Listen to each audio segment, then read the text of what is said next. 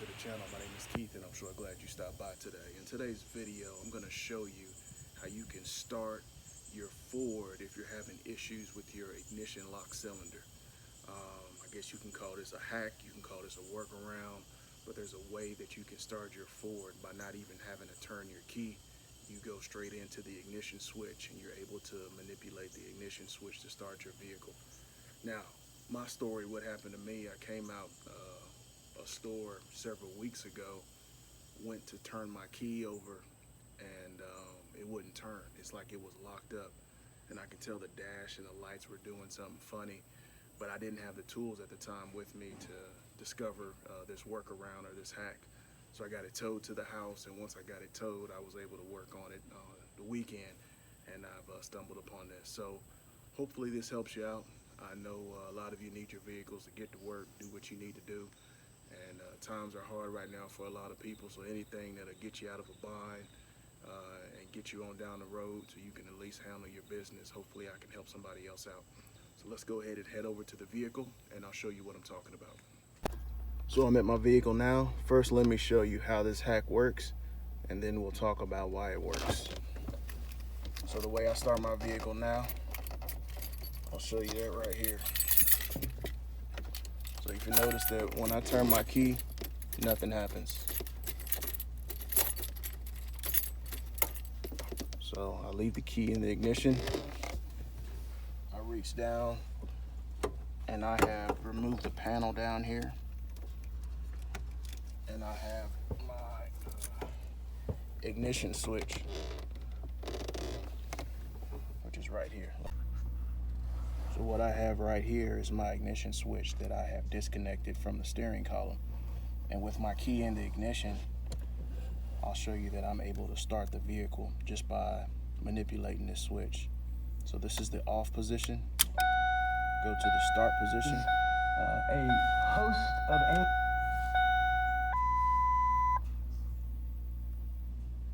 So I'm gonna move it right here.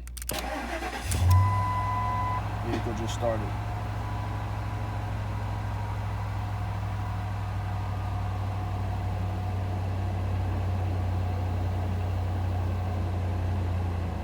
If I want to turn the vehicle off, I'll just turn it off by moving this switch.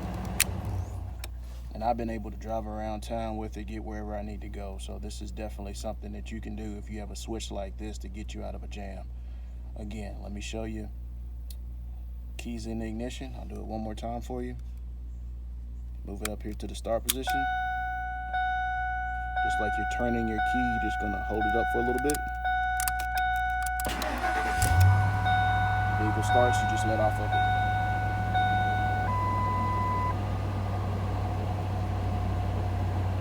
So now I'm gonna turn the vehicle off and just talk to you about how this works. All right, now let's talk a little bit about how this hack works. First, you gotta have a key.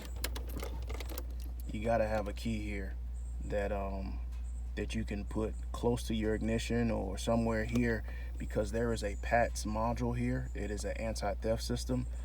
So this key has an RFID in the head. It's actually, you can see, this key actually has an RFID in the head, and you can see that right there. You could actually access that RFID if you cut this open and pull this out.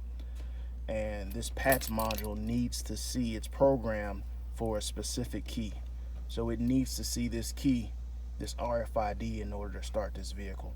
So you have to have a key in order for this to work. Now you can either put it in the ignition like I do, which doesn't do anything, or you can mount it close to the steering column as well in order to do that. But I actually still use the key because I don't want anybody to be able to start my vehicle by just using the switch, and they can't do that. They got to have the key. So that's why I don't just leave the key in the vehicle. I take the key with me, because I'll show you now. Let's try to start this vehicle without the key, and I'll show you what happens. I'm gonna take the key, put it to the side over here so it's not in range of this PATS module, and let's try to start the vehicle again. So I've got you down here again. Remember, the key is not close to that PATS module. Let's try to start it. See, it's not starting. Yep. So as you can hear, the starter is still turning the engine over, but that engine computer could be restricting spark, or it could be restricting fuel and not letting the car start. So that's how that works. Now let's talk about how this ignition switch works down here and how it's tied to your ignition lock cylinder. So let me get you positioned down here below and I'll be right back. So now we're underneath the dash, and let me show you how the ignition switch is tied to your key. So again, here's the ignition switch, and the way it typically is installed is that it is going to mount underneath here. If you can see that. So we have there's a mounting hole on the top and the bottom, and this lever of this switch actually rides in this channel right here. So when you mount it, it mounts something like that. Now, the way it works is as you turn your key up here, there is a linkage. There is a linkage that's right here. And as it slides up and down, it's gonna move this switch that's right here. So again, you put it in the off position, it'll slide, it'll move around up and down to put this switch in the right position. In my case, this linkage is broken because I can move it with my screwdriver here freely, and it's no longer linked to my key ignition. So that's my issue. This is broken, and that may be your issue as well. And I'm probably looking to fix this. I got to put a whole steering column in here. I was looking at them used, and it's going to be almost $100. Maybe go to the junkyard and try to save a few bucks. So this is going to be a pretty involved repair for me to fix this. And this hack allows me to get to where I need to go until I decide I want to tackle this repair. But that's it. This is broken here. And since this is broken, this linkage is broken, and it's no longer being controlled by your switch, we're just bypassing that by using our finger here to move this switch up and down.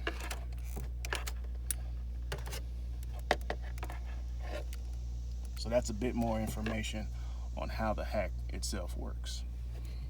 Now I've actually thought about too, I don't know how much money I want to put in this car, put a new steering column in here. I thought about getting my own switch, like a turn knob switch, and installing it somewhere here, and just looking at the schematic for this ignition switch and determining which wires actually go down to the starter, and then I could figure out what I need to do here to just bypass this altogether and just connect the wiring in the back to some little turn knob switch to make it a bit more convenient. But that's the details on this hack. I hope this helps you out. Again, this allowed me to get out of a bind, and I just want to pass this information on to someone else, and hopefully it helps you. So there you have it. I just took you out to the vehicle, showed you what the hack is, and talked to you about how it works. So if you have a 90s, early mid-2000s Ford, and you're having issues with that ignition lock cylinder, and you still need to get somewhere to do whatever you need to do, start your vehicle, try it out. This could work for you.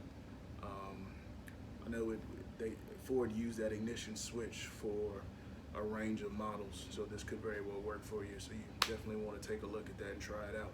If you have any questions or you need a bit more detail, again, I want to help whoever I can with this information, because I didn't have it, and I had to discover this for myself. So drop some comments down below. Even if it works for you, let me know. If it doesn't, let me know as well, so we can collect a little bit more information and share that with other people to try to help them out. So thank you all so much for watching. Thank you so much for watching today's video. I hope this video helped you out. If it did, hit that subscribe button and click that bell so anytime we drop a new video, you'll be the first to know. Hit that like button and leave me some comments. I'd love to hear from you. If you're interested in any of the products we used in today's video, we'll leave some links down below. Hope you have an awesome day, and thanks for watching.